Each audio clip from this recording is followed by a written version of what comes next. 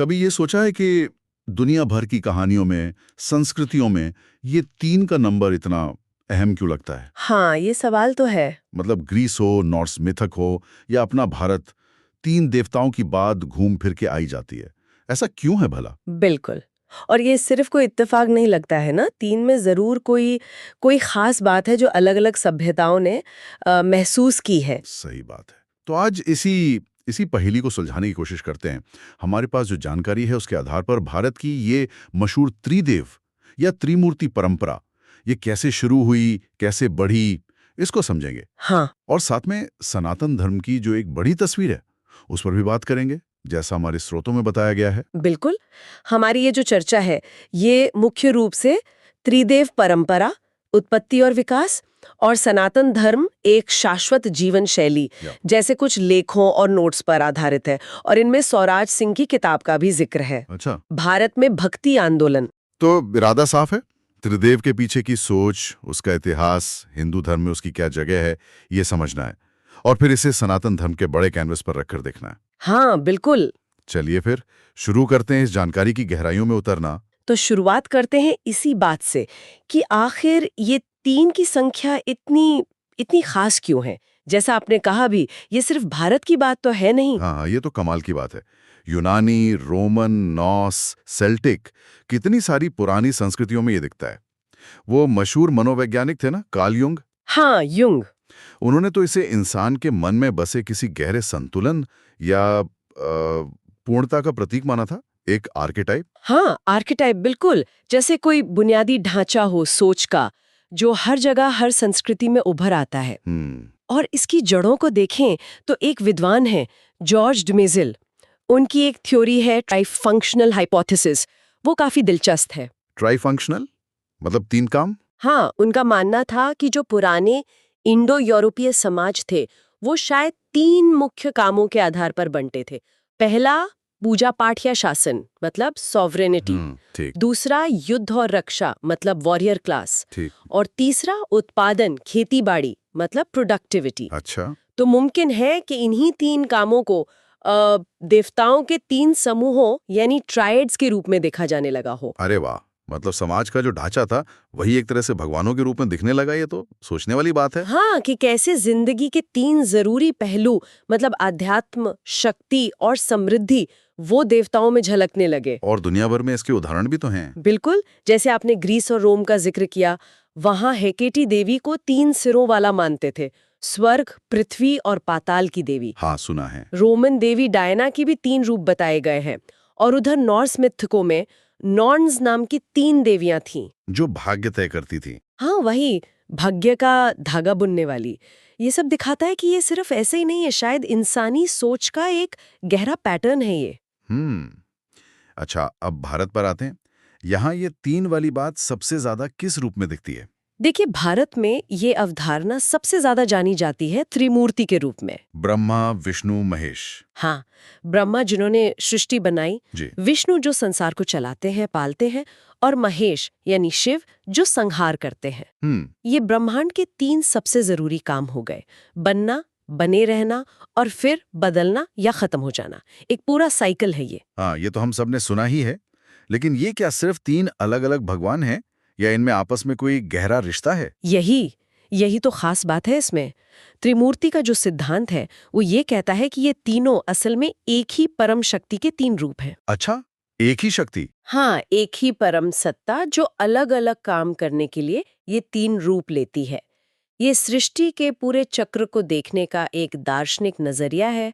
ये दिखाता है कि बनाने वाला, चलाने वाला और मिटाने वाला, ये सब एक ही बड़ी प्रक्रिया के, एक ही सच के हिस्से हैं। और वो जो पवित्र आवाज है ओम, उसका भी कनेक्शन है इससे? हाँ, बिल्कुल है।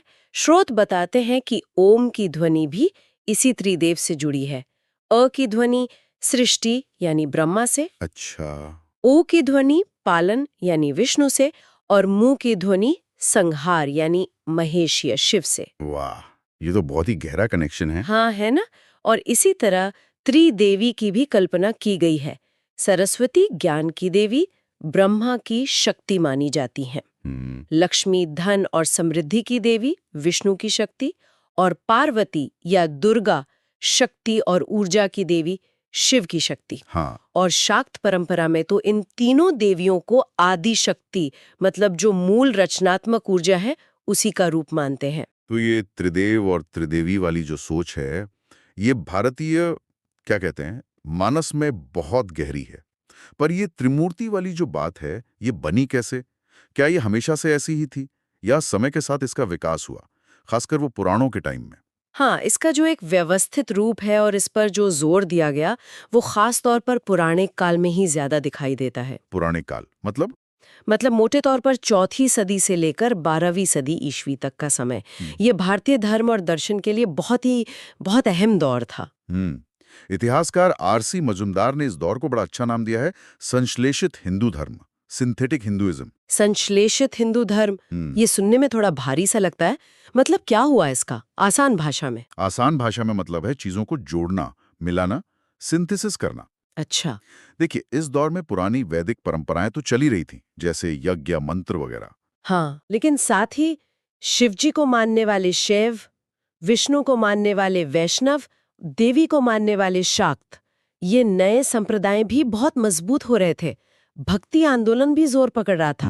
तो संश्लेषण या सिंथेसिस का मतलब है कि इन सबको एक बड़े धार्मिक और दार्शनिक छाते के नीचे लाने की कोशिश हुई। कोशिश ये थी कि अलग-अलग जो पूजा के तरीके हैं, मान्यताएं हैं, उनमें एक तरह का तालमेल बैठे, एक आपसी समझ और स्वीकृति का भाव पैदा हो। अच्छा, तो मतलब जैसे अलग-अलग नदियां आकर एक सागर में मिल रही हों। और इसी कोशिश का नतीजा था ये त्रिमूर्ति का सिद्धांत। हाँ, काफी हद तक कह सकती हैं। त्रिमूर्ति का सिद्धांत इसी तालमेल बिठाने वाली सोच का एक बहुत बड़ा उदाहरण है।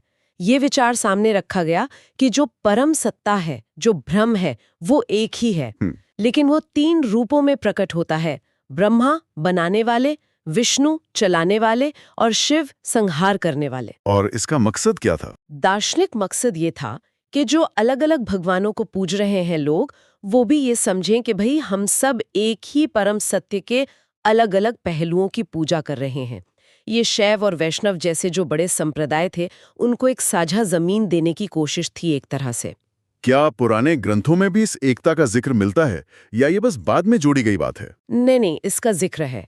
जैसे विष्णु पुराण का हवाला दिया गया है स्रोतों में, उसमें साफ कहा गया है कि परम सत्ता जनार्दन खुद को ही 3 रूपों में बांट लेती है, ब्रह्मा, विष्णु और महेश्वर यानी शिव। अच्छा। और ये तीनों मिलकर सृष्टि की रचना, पालन और संहार करते हैं। तो ये दिखाता है कि उस जमाने में भी इस एकता पर जोर दिया जा रहा था। लेकिन वो जो इतिहासकार हैं आरसी मजूमदार, उन्होंने ये भी तो कहा है कि ये तालमेल बिठाने की कोशिश पूरी तरह कामयाब नहीं हुई। ऐसा क्यों? हाँ, मजूमदार का विश्लेषण काफी बैलेंस्ड है। वो मानते हैं कि हाँ, त्रिमूर्ति का विचार हिंदू धर्म में एकता लाने की शायद सबसे ऊंची कोशिशों में से एक था, पर जमीनी हकीकत थोड़ी अलग थी। क्या अलग था? पहली बात तो ये कि ब्रह्मा की पूजा कभी उतनी फैली ही नहीं जितनी शिव और विष्णु की फैली। आज भी देखिए ब्रह्मा के मंदिर कितने कम हैं। हाँ, ये तो है। पुष्कर में है शायद एक मुख्य मंदिर। बिल्कुल। दूसरी बात, भारत में मुख्य तौर पर शिव और विष्णु के उपासक ही ज्यादा प्रभावशाली रहे, शैव और वैष्णव संप्रदाय। और तीसरी जो बड़ी दिलचस्प बात है वो ये कि हर संप्रदाय ने त्रिमूर्ति को अपने ही भगवान का विस्तार मान लिया। मतलब शैवों ने कहा कि त्रिमूर्ति असल में शिव का ही रूप है और वैष्णवों ने कहा कि ये तो विष्णु की ही लीला है। ये तो फिर एकता वाली बात पर एक तरह का सवाल सा उठाता है। मतलब थ्योरी में एकता बनाने की कोशिश हुई, पर असलियत में लोग अपने अपने इष्ट देव से ही ज्यादा जुड़े रहे। हाँ, शायद ये दिखाता है कि एक अमूर्त सिद्धांत से ज्यादा लोगों को भक्ति के लिए एक ठोस, एक पर्सनल रूप चाहिए होता है। बिल्कुल।